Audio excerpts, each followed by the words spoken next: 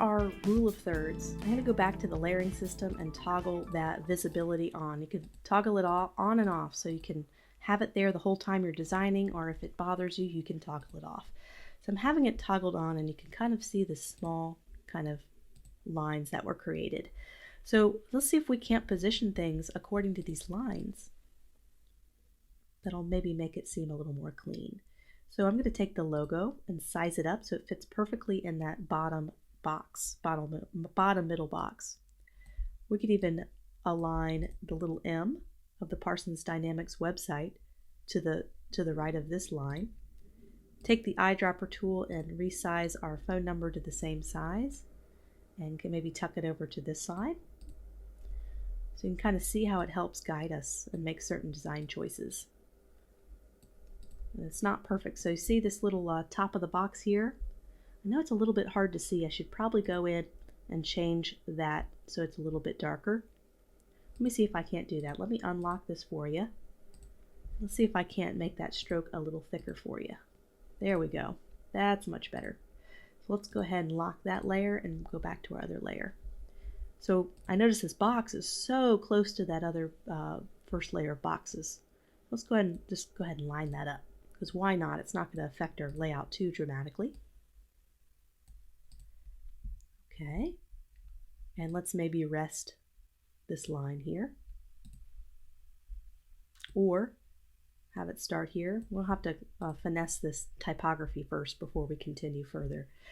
We could even crop the photo so it comes down here on this middle part, but then again, we gotta see design is first. This is just a guide. It's not a science. So let's go ahead and toggle this off, and let's do one more thing. I'm going to do my view and go to grids, or I can do my little shortcut and do command quotation and get my grids on. Kind of see what the grids say. So you can use the rule of thirds, or you can use the grids as kind of guides. And sometimes you have to kind of shift certain elements out to be able to see the grids underneath. So in this case, I might maybe align it to the grid system, the typography here. Let's play around with this font choice and get our headline situated, and then we'll be able to kind of go back to the grid and get everything kind of nicely laid out. So let's get this headline nice and situated. So in terms of font choice, let me toggle the grid off. We had a couple of font choices when we were developing the logo that we went with. And we did a custom version of the logo, so we don't have necessarily a typeface that matches the rounded corners. So we're going to find something that's close. So this is Azo Sans Black. This is what we used to develop our rounded corners down here. So we're going to use that as our main headline font choice. So I'm just going to go ahead and drive out the eyedropper tool, go ahead and sample our text. And we have lowercase used for our type on Parsons, so we could play around with the idea of also keeping this lowercase to kind of have a design theme. And what I'm going to do here is I'm going to go to the character panel, which you can find over here or you can find up here. But I'm going to use the one right here. Let's go ahead and tuck transparency away. Okay, so I have the character panel. I'm going to play around with spacing here. And let me first make this white. There we go. So this spacing is way too wide. There's a gap. It doesn't feel very connected. So we're going to connect these a little bit. We're going to go to the character panel, and we're going to set the leading. It's called leading, and that's the spacing between the lines. We're going to tuck this nicely. So see how that Y is nice and tucked into that space. That space is closed. It's not so tight that it overlaps. There's a little bit of breathing room, but not a huge gap. That's what we're going to look for. So now that we have kind of our font choice and the leading situated, we have also the spacing between the type. And with lowercase letters, I like to have a little bit of a tighter spacing. Because if you do, I'll go ahead and show you an example, wider spacing with lowercase type, it feels a little disconnected. So let's bring it back to the -25.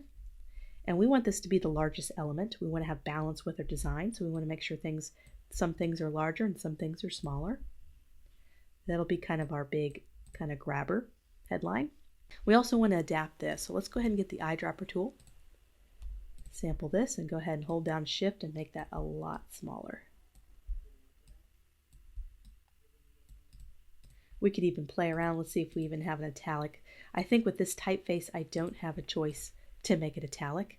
And that's okay because we have a second type choice we can have, this dynamics down here in the logo. See this, I believe this is railway.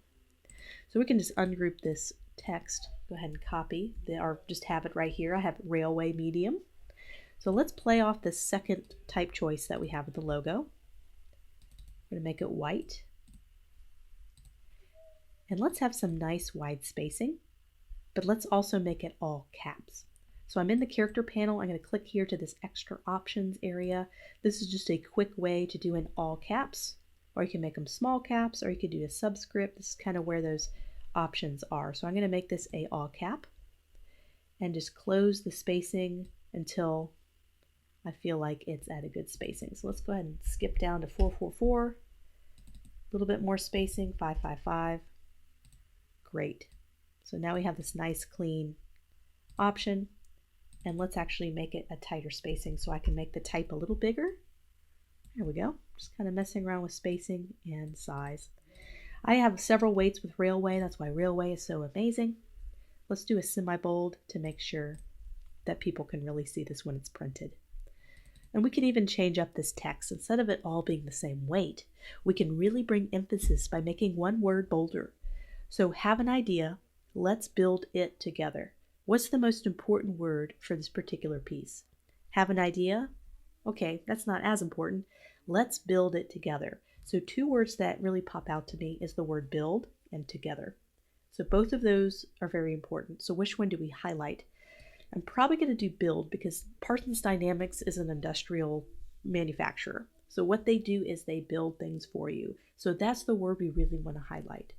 And so understanding the branding and the kind of the ethos or what the company stands for really helps to understand as a designer, so you know what words to bring out and what words to emphasize. So we're going to make this black, which is the boldest weight available. So have an idea, let's build it together. And I'm also noticing I need to continue to tighten that spacing.